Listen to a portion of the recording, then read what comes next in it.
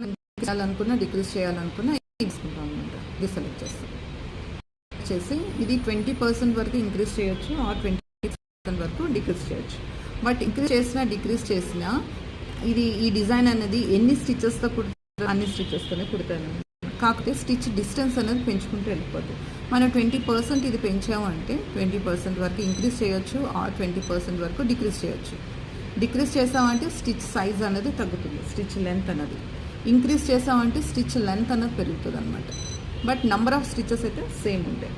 So మన ఈ adjustments అన్నీ ఏమి చేయట్లేదు అంటే ఇంటూ మార్క్. లేదు ఈ అడ్జస్ట్మెంట్స్ మనకు కావాలి అనుకుంటే okay, so into mark. So ఇప్పుడు మన డిజైన్ అనేది వచ్చేసింది. డిజైన్ వచ్చిన తర్వాత ఇప్పుడు దీని డైరెక్షన్ ఇప్పుడు ఇది ఎటు తిప్పినా ఒకటే కాబట్టి ఇది ఓకే. నెక్స్ట్ ఇప్పుడు మనం ఏ కలర్ క్లాత్ పైన కుడుతున్నాం, నెక్స్ట్ ఇది దీని కలర్స్ దానిపైన ఎలా కనపడుతుంది అనేది